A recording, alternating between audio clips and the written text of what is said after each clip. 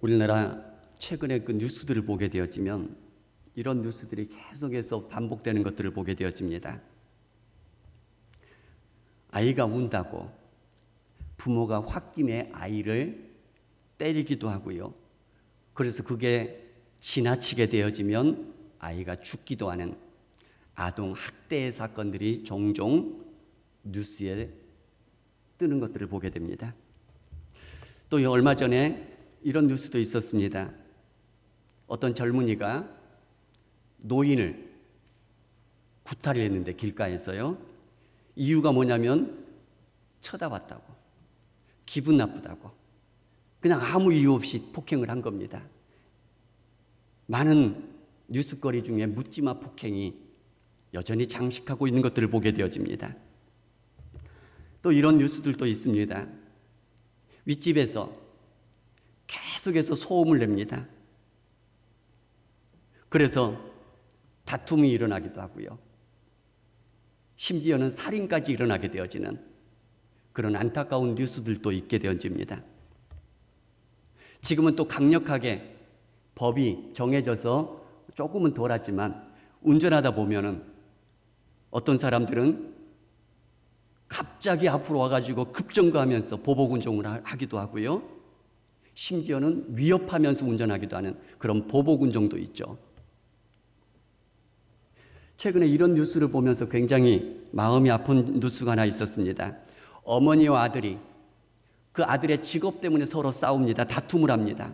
어머니가 얘기합니다. 언제까지 그런 일 할래? 어머니가 또 얘기를 합니다. 왜 진득하게 일을 못하느냐? 아들이 싸우다가 화가 나가지고 어머니를 칼로 찔러서 살해하게 되는 이런 뉴스가 최근에 있었습니다.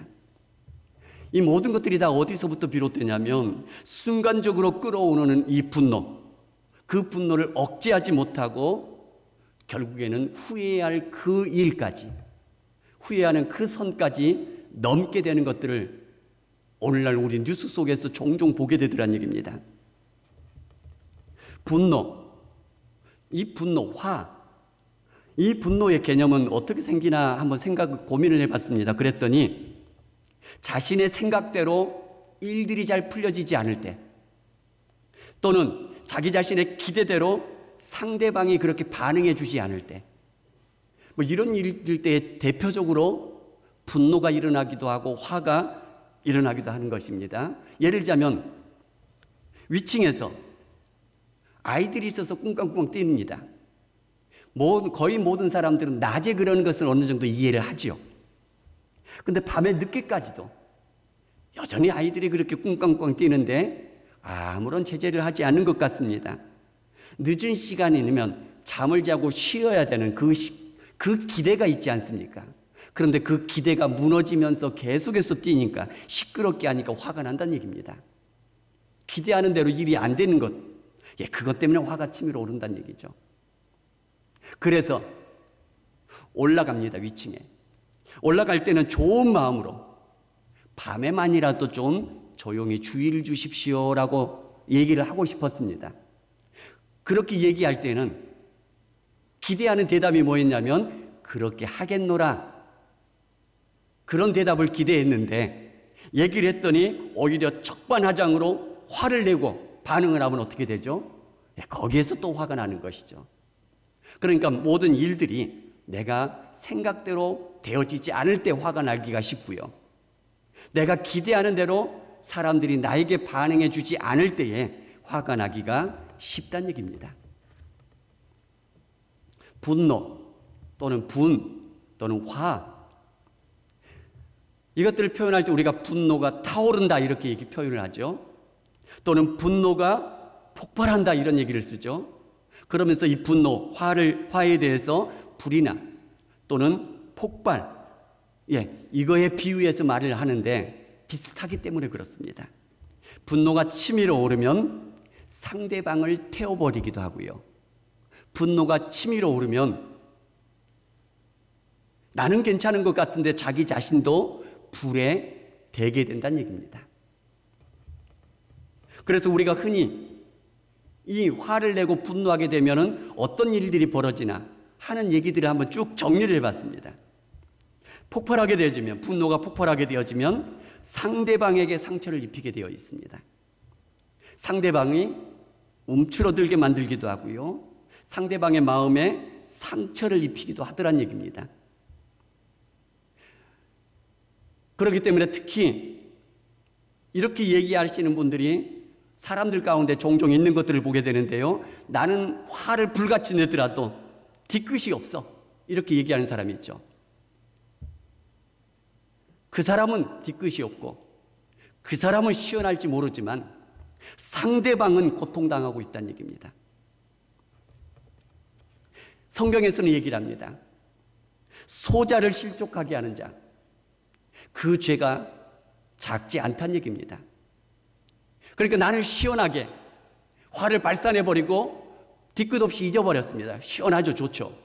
그러나 상대방은 상처를 받고 있고 아파하고 있고 고통 중에 신음하고 있다면 소자를 실족하게 하는 죄를 범하고 있는 것이 된다는 얘기입니다. 요즘에 우리 늦둥이를 키우면서 금쪽 같은 내 새끼, 이 프로그램을 꼭 챙겨서 보거든요. 물론 금요기도 시간이니까 못 보죠, 우리가. 그래서 재방송을 하는 것들, 그런 것들을 찾아서 꼭 보게 되어집니다. 부모가 자녀들에게, 말 안 듣는 아이에게 화를 내잖아요. 그럼 그 아이도 상처를 받습니다. 그 말썽꾸러기 그 아이, 혼날 짓을 했는 그 아이, 부모가 화를 내면, 혼내면 상처를 받더란 얘기죠. 그런데 종종 그 TV 화면이 누구를 붙잡고 있냐면 말 잘 듣는 아이, 혼나지 않는 아이, 그 아이도 비춰주더라고요. 말 잘 듣고 혼날 일이 없는데, 다른 형제에게 혼을 내는데 그 아이도 움츠러들면서 상처받고 있더란 얘기입니다. 그래서 화를 낸다라는 것은 누구에겐가는 상처를 꼭 주게 되더란 얘기입니다. 그래서 주변에 사람들에게도 나쁜 영향을 미칩니다. 상대방에게도 상처를 줄 뿐만 아니라 주변에도 나쁜 영향을 끼치더란 얘기입니다. 그래서 누군가가 어떤 일이 있을 때, 사람들이 모여있을 때에 확 화를 내게 되어지면 분위기가 갑자기 싸해지게 되어지죠. 뿐만 아니라 분노를 또 폭발하게 되면은 상대가 또 같이 반응을 하게 되어지죠. 그러면 불꽃 튀면서 같이 상승하게 되어집니다. 그래서 더 큰 싸움으로 번지게 될 가능성들이 많게 되는 거죠. 그 다음에 또 우리가 화를 내기 시작하면, 한 번 화를 표출하게 되어지면 멈추기가 좀처럼 쉽지 않다는 얘기입니다. 심지어는 나의 오해로 화를 버럭 냈다고 가정을 해보십시다. 화를 내는 중에 그게 오해라는 게 딱 발견이 됐어요. 그런데도 뻘쭘하니까 어떻게 되죠? 왜 이제 말하느냐고 또 그거 가지고 화내네요. 이게 우리의 마음이더란 얘기입니다. 그러면 화를 내는 것은 모두에게 좋지가 않아요. 그럼 화를 안 내면요, 내가 속으로 병들게 되더란 얘기입니다. 내 속이 타들어가더란 얘기입니다. 그래서 예전에는 주로 누가 화병에 걸렸죠? 며느리들이 화병에 걸렸다고 그러죠. 요즘에는요, 시어머니들이 눈치 본다고 그러죠. 어쨌든 간에 화를 내지 않으면 그것이 계속해서 쌓이면서 나를 태우고 있더란 얘기죠. 또 하나는 화를 내지 않고 내가 속으로 삭히고 있다가 사람은 이게 자꾸 쌓이게 되면 어떻게 되죠? 나중에 어느 한순간에, 나도 모르는 어느 한순간에 갑자기 폭발해버리죠. 걷잡을 수 없이. 그런 일들도 있게 되더란 얘기입니다. 그러니까 이 분노라는 것, 화라는 것, 하나님이 분명히 인간의 감정으로 만드셨는데 이 화가 날 때, 분노가 쏟아질 때에 쏟아내야 되느냐, 억눌려야 되느냐, 어느 것이 정답일까라는 것입니다. 어떻게 해야 되는 것이냐. 화를 내도 여러 가지 문제가 발생하고, 화를 내지 않아도 계속해서 그것이 생각나면서 신경을 건드리지 않습니까? 그래서 많은 사람들이 그럴 것입니다. 낮에 사소한 문제가 머리에서 떠나지 않고 계속해서 머릿속에 맴돌게 될 것입니다. 잠자리에서도 생각날 것입니다. 그 인간이 왜 그랬을까? 나는 왜 바보처럼 가만히 당하고만 있었을까? 그러면서 자신과 상황에 대한 원망은 점점 커져가고요. 그리고 상대에게는 증오심이 점점 커져갑니다. 제가 이 설교를 준비하면서 일반 심리학자들이 쭉 정리한 글들을 읽어보면서 이렇게 정리를 해봤습니다. 이런 얘기들을 쭉 써놨더라고요. 다. 자, 그렇다면 성경에서 말씀하실 때에 어떻게 하라고 말씀하시나? 그것을 오늘 말씀을 통해서 우리가 돌아볼 수 있었으면 좋겠습니다. 오늘 본문의 말씀을 보게 되면 분을 내어도 죄를 짓지 말라. 분명 여기서 화를 낼 수 있다라고 말씀하고 있습니다. 왜냐하면 사람에게는 감정이 있습니다. 그 감정 중에는 분노의 감정도 있다는 얘기입니다. 그 분노의 감정 누가 만드셨냐면 하나님이 만드신 것이죠. 때문에 분을 내고 화를 내는 것 그 자체가 죄는 아니란 얘기입니다. 그러나 말씀하십니다. 분을 내어도 죄를 짓는 데까지 나아가지는 말라라고 말씀하십니다. 화가 날 때 곧바로 말로 소리를 치거나 행동으로 뭔가를 부술 수도 있을 것입니다만, 그러나 그것이 다른 사람들에게 상처를 입히게 되는 것이라면 죄를 짓는 것이란 얘기입니다. 겉으로 상처를 입힐 수도 있고 속으로 상처를 입힐 수도 있다는 얘기입니다. 그러니까 화를 낼 수 있습니다. 화를 내는 것 자체가 죄는 아닙니다. 그러나 그것으로 인해서 죄까지 나아가지 않도록 하라는 얘기입니다. 성경에 보면 화가 난 홧김에 상처를 입히는 것까지 나아가는 사람들이 종종 있는 것들을 보게 되어집니다. 노아가 홍수 후에 포도 농사를 짓고는 포도주를 마시고 벌거벗은 채로 잠이 들어 있었습니다. 그 모습을 본 아들 중에 함이라고 하는 아들이 그 아버지의 그 모습을 보고 비웃음거리를 만듭니다. 그러나 나머지 두 아들은 그 아버지의 허물을 덮어주었죠. 노아가 잠에서 깨었습니다. 그리고 그 사실을 알게 되었습니다. 성경에는 분명히 기록되어 있지 않습니다만 아마도 화가 나서 함을 그리고 그의 함의 아들 가나안을 말로써 저주하더란 얘기입니다. 뭐라고 저주하죠? 그 형제들의 종이 되게 될 것이다. 그래서인지 그 함의 후손들은 계속해서 역사 속에서 어려운 삶을 살게 되어지죠.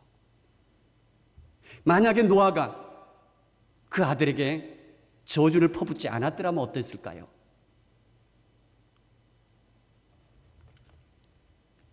또 이렇게 화를 내면서 엄청난 결과를 또 만들어낸 사람이 또 있습니다.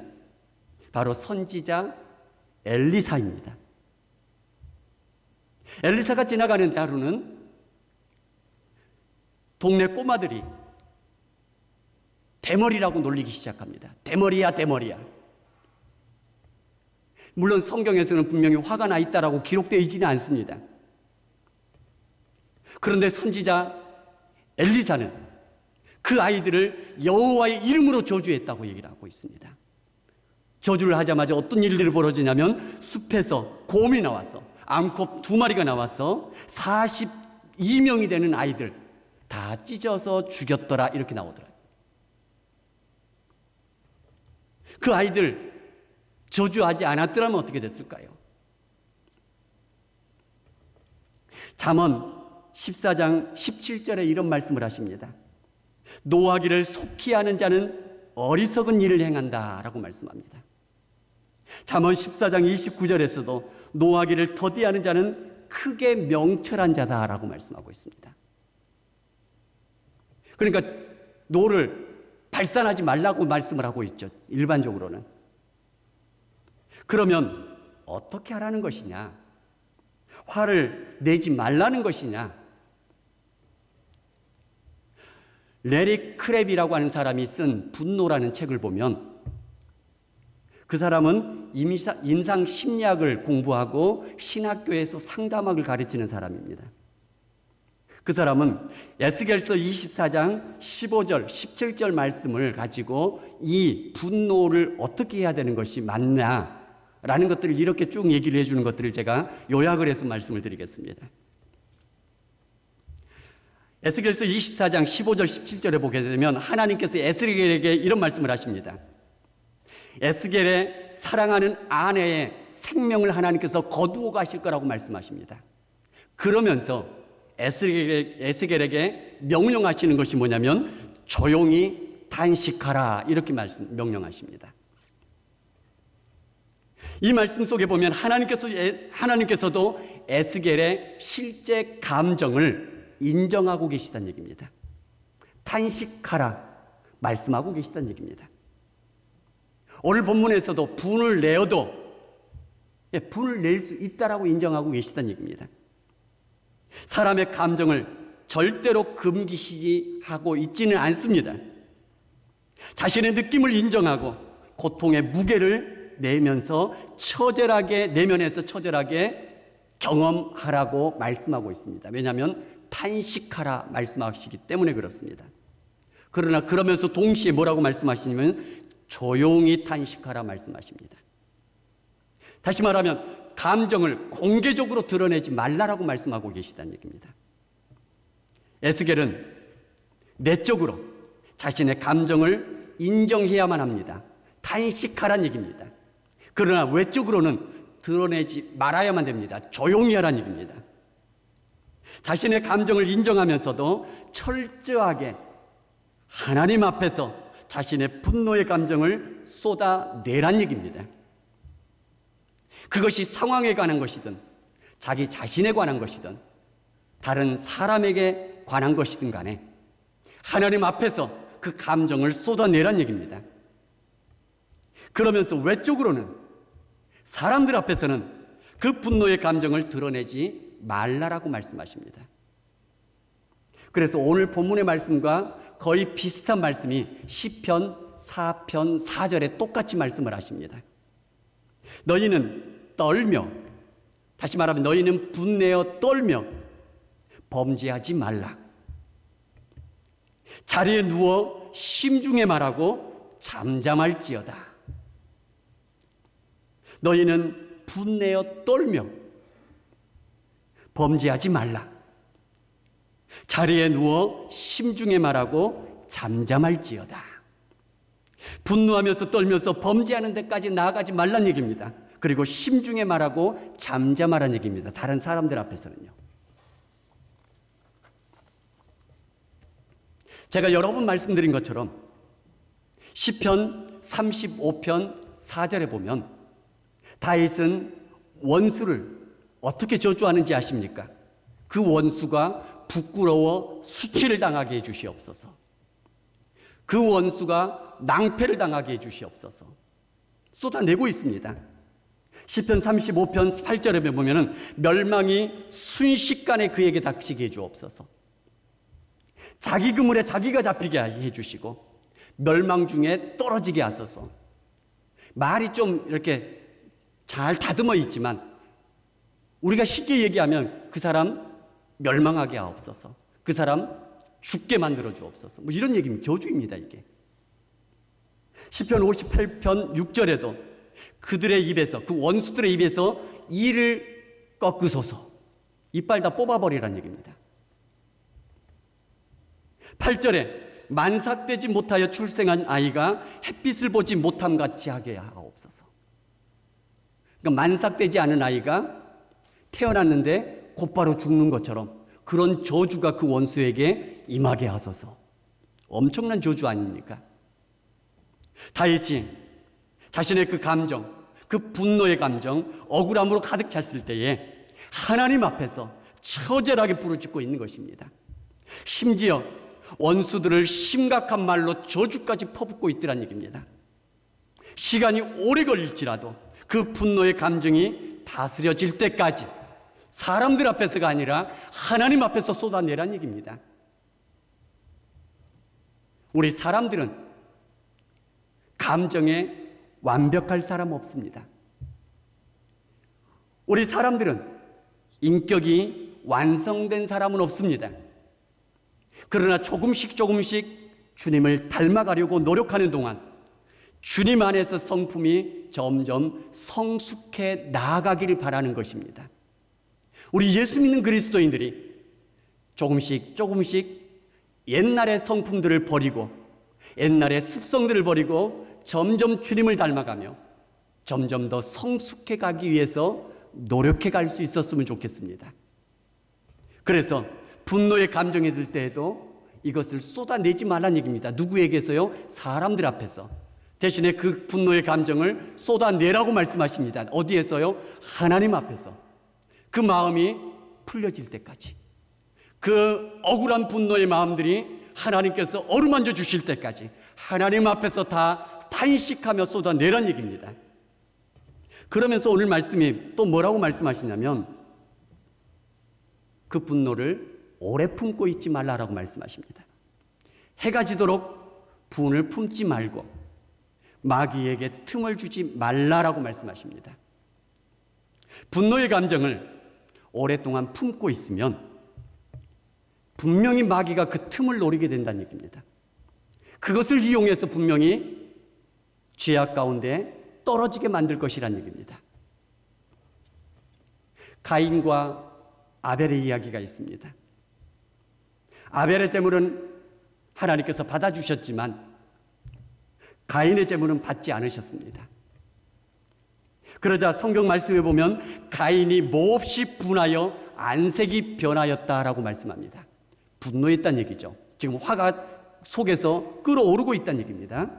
그러자 하나님께서 그에게 말씀하십니다. 창세기 4장 7절에 선을 행하지 아니하면 죄가 문에 엎드려 있으니 죄가 너를 원하나 너는 죄를 다스릴지니라 라고 말씀합니다.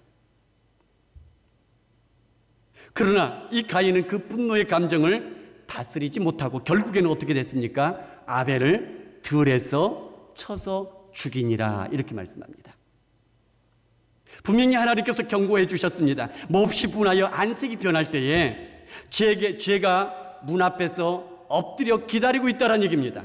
그 죄를 죄가 원하지만 너가 그 죄를 다스려야 된다라고 말씀합니다.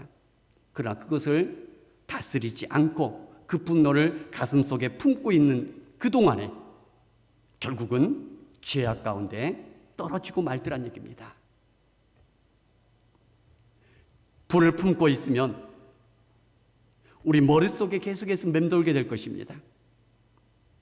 그래서 그 이후에 모든 상황과 행동과 말이 점차 그 분노의 감정에 물들어서 그런 것처럼 의심스러워 보이기 시작할 것입니다. 계속해서 그것이 떠나지 않고 삭히지 않으면 결국에는 그 모든 의심스러운 것들이 사실처럼 내 마음에 확실하게 확정된 마음으로 그렇게 들기 시작할 것입니다. 그리고는 분노의 감정에는 불이 붙게 되고 폭발하게 될 것이라는 얘기입니다. 시편에 다윗이 이런 찬양을 합니다. 어떤 찬양인지 한번 여러분들이 들어보시기 바랍니다. 우리가 찬양 가사를 통해서도 많이 했던 고백들입니다. 뭐라고 찬양하냐면요, 하나님이여 내 마음이 확정되었고 내 마음이 확정되었사오니 내가 노래하고 찬송하리이다. 또 이런 찬양도 있습니다. 비파야 수구마 깰지어다 내가 새벽을 깨우리로다. 또 이런 찬양도 있습니다. 무릇 주의 인자는 커서 하늘에 미치고 주의 진리는 궁창에 이르나이다. 어떤 찬양 같습니까? 바로 다윗이 사울을 피해서 굴에 숨어 있을 때에 시편 57편에 드린 찬양입니다. 물론 처음 찬양이 아니라 후반부의 찬양입니다. 다시 말하면 하나님 앞에서 분노의 감정을 다 풀어내고 나니 하나님께서 그 분노의 감정을 탄식하는 그 감정을 어루만져 주시니 나중에는 어느 평온한 사람 못지않게 하나님 앞에 아름다운 찬양을 올려드리고 있게 되더란 얘기입니다. 처절한 마음으로 하나님 앞에서 저주를 퍼붓더라도 하나님 앞에서 부러질 때까지 탄식하며 나아갈 수 있기를 바랍니다.